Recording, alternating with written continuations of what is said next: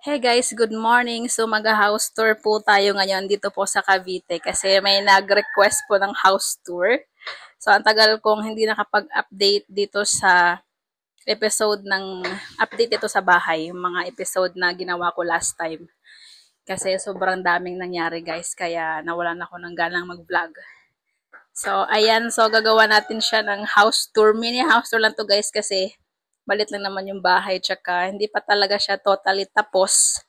And pakita ko lang yung yung after niya kahit hindi pa totally tapos. So ayan, shout out kay Ma'am Mary Hill. Siya po yung nag-request nito. So ayan. So ito yung guys, pinto. Ayan, naka-screen na rin siya guys. And yung color is color black. Charis, may color black pa talaga. So ayan, pagpasok mo ng pinto guys, dito yung shurak tsaka yung salamin.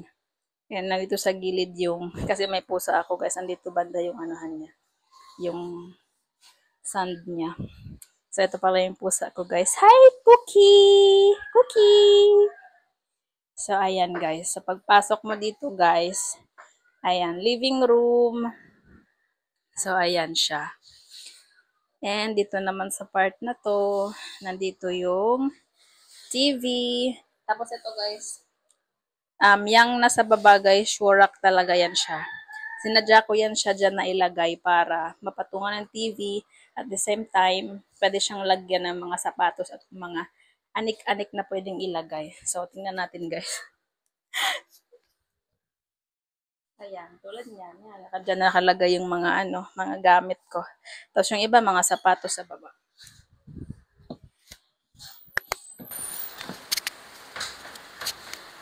And then yan. Dito naman sa gilid yung mga anik-anik. And nandito lang nakalagay yung ref guys. Sa gilid nitong counter.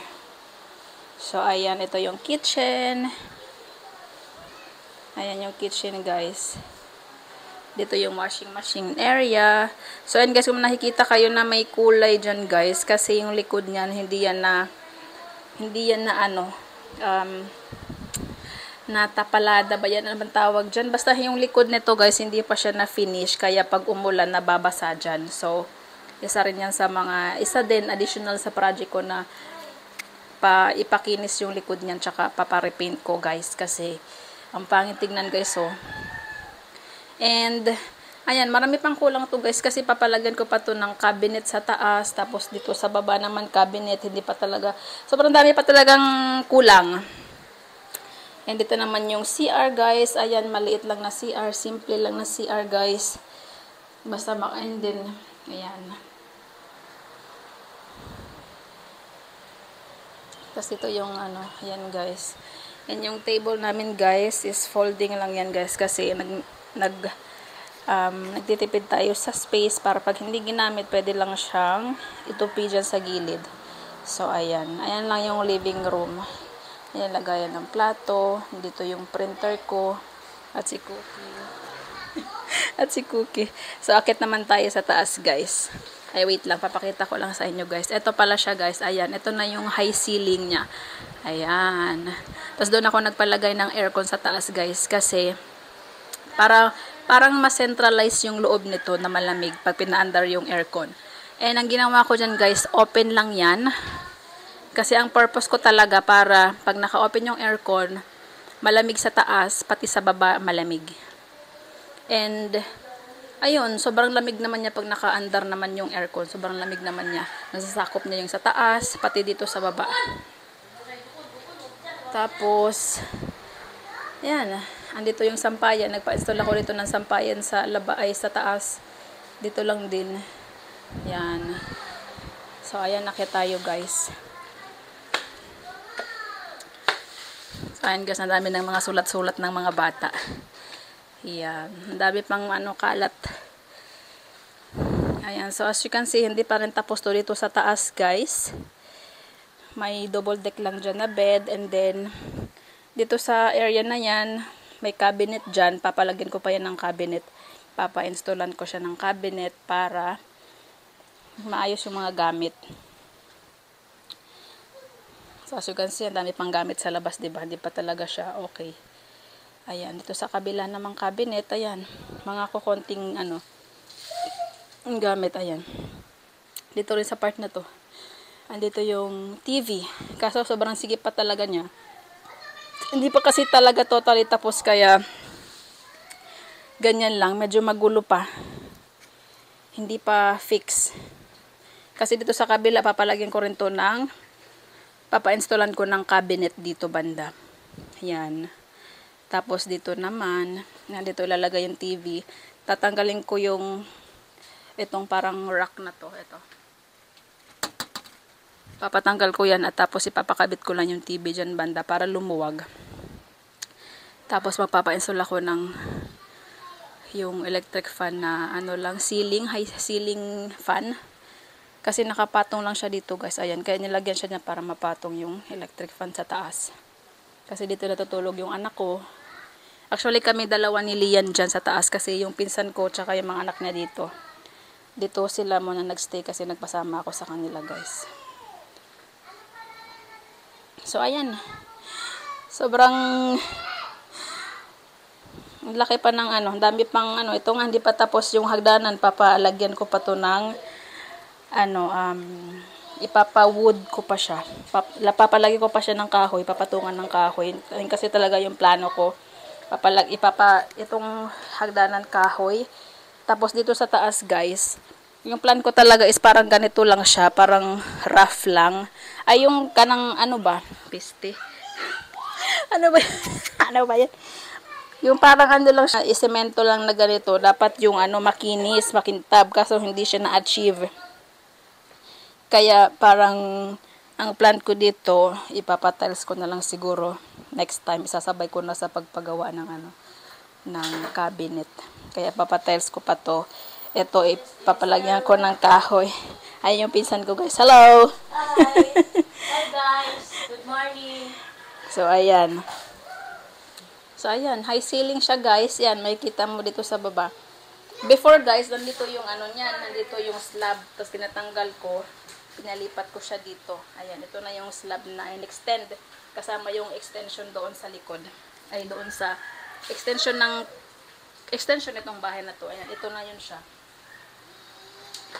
Open lang talaga siya, guys. So, ayan.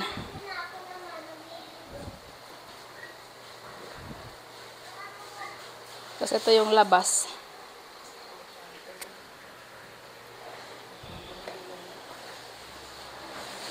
So, ayan, guys.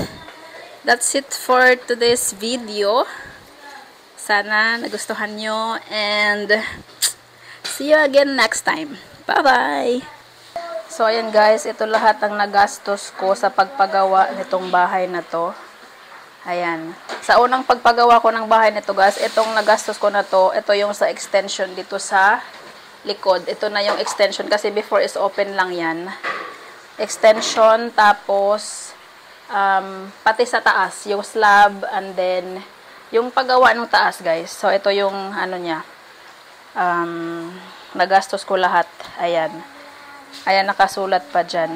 Yung pahakot sa tambak, first kontrata, 30K, second kontrata payment, 15K, tapos electrician payment, nasa 19,000. So, a total of 84,000. As of August 2022 ako nagpagawa dito, guys.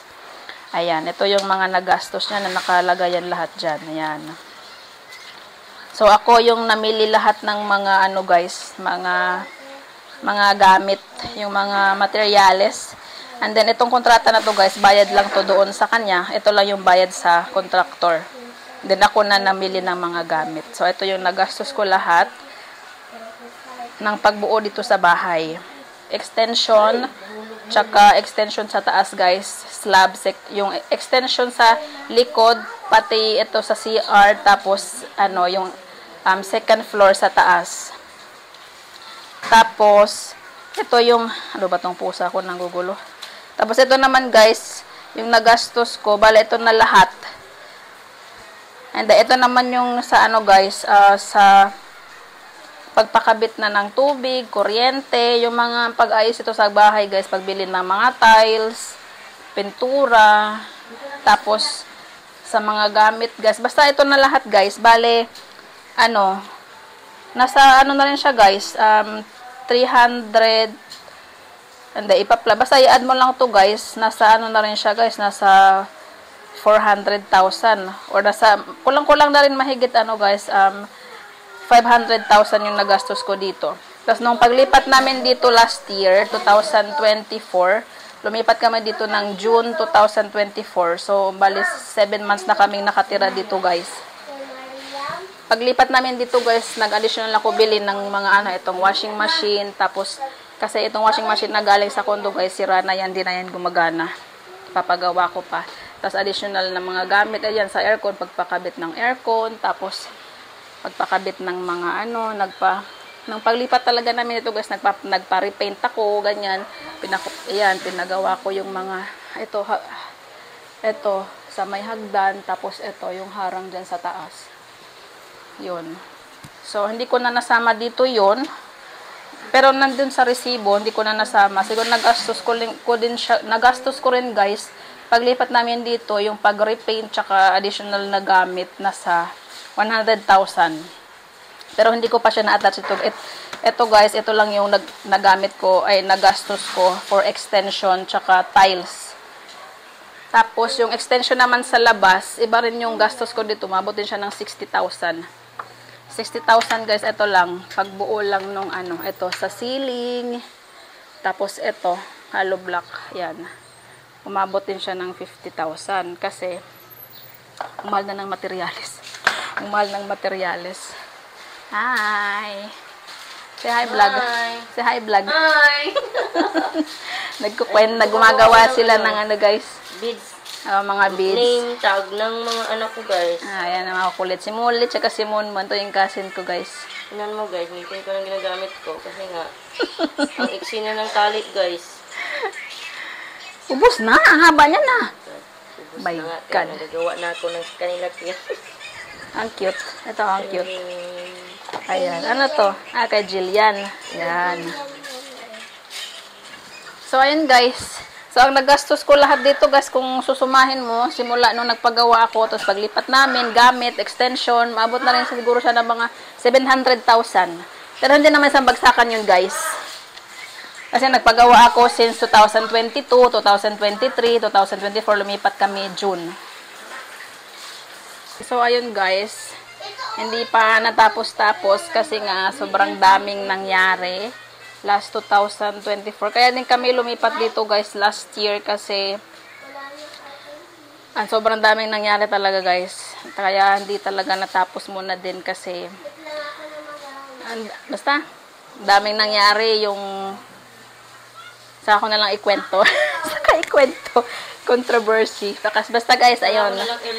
Sa ako na i-reveal, guys, kung may nagtanong. Charot. Separate videos na lang doon kung may magtanong. Charot. Sige na, guys, that's it for today's video and see you again next time. Bye-bye! Sa TV. Sa TV. Apo, i-video natin to. Opo, sa TV. I-vlog natin. Bye-bye na, bye-bye. Sabihin mo, see you again next time. Bye-bye.